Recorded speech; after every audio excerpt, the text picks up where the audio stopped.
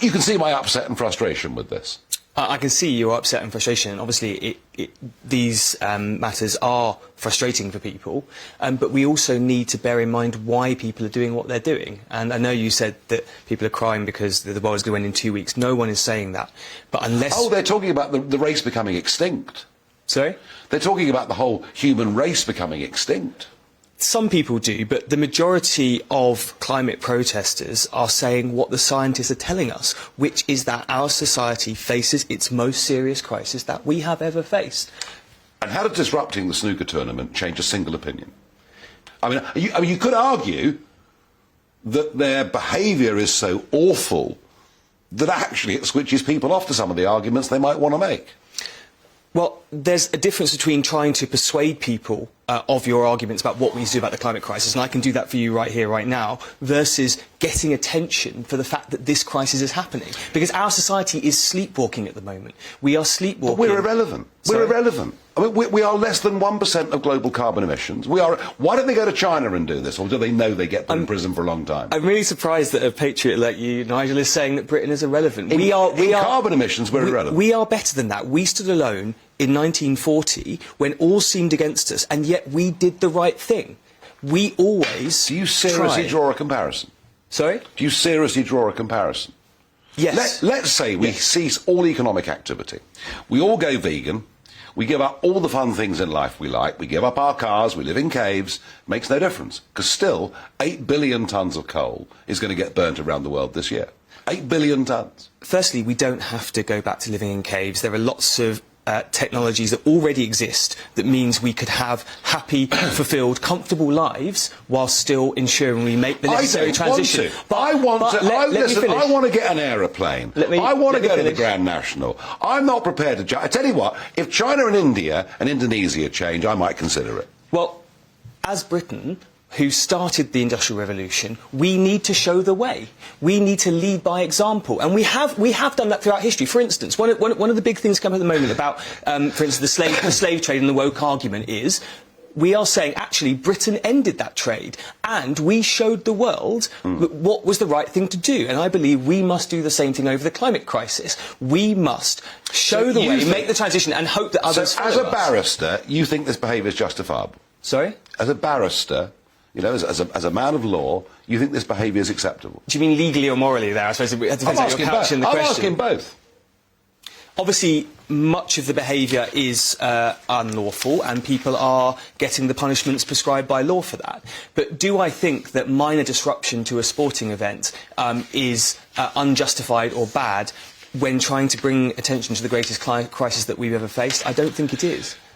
Those four people, the four posh kids, Sage, Rian, Milo and Jake, who tore down a statue and threw it into the dock, did not get charged with criminal damage. You know, the jury effectively let them off. No, they got charged, they didn't get convicted. They didn't get convicted because the jury effectively let them off. Isn't that how our British justice system operates? We're all entitled to be tried by jury. I wonder whether we're losing our marbles. I wonder whether we're going from, you know, a genuinely objective view of what law is and what people can and can't do to a much more subjective one. Well, I don't get the idea that something went wrong with that process. You believe in the right to trial by jury, yes? I just don't see how. Do you believe in the right to trial by jury? I would prefer it to the continental system, but I wonder whether there is a generation now who view things in a very different way. I mean, at any point in our previous history, these people would have been convicted of criminal damage, which it clearly was. Well, maybe not. There's many things throughout history that could be criminal damage, but actually are justified in a more political sense. And I mean, to be honest, I'm not really here to argue the Colston section. No. But we're talking about the morality of this, and we're talking about where we're going with this, and it's very interesting. You know, you're somebody in the legal profession, you know, who kind of thinks that this disruptive behaviour has a good cause behind it.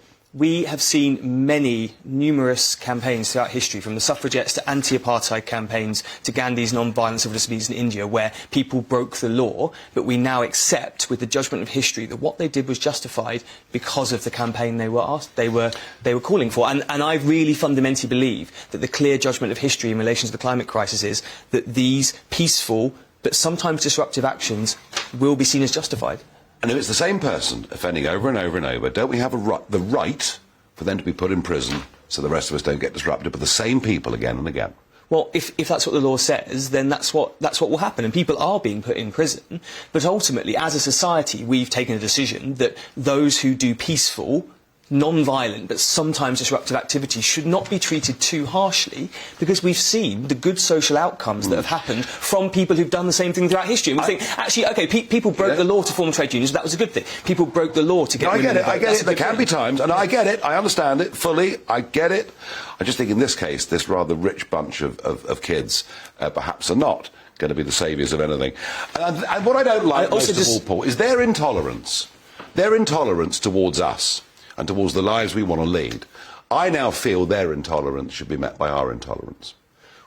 Well, firstly, I just want to take you up on the issue of this kind of everyone being posh. A lot of the climate activists I've met are not. What, did some go to minor public schools? Well, for instance, there was an Insulate Britain man who know what I mean. You know what I mean. The Insulate Britain, there's an Insulate Britain protester who got absolutely stuffed on live TV because he was a working class bloke who wasn't used to being on TV, and he got ripped apart.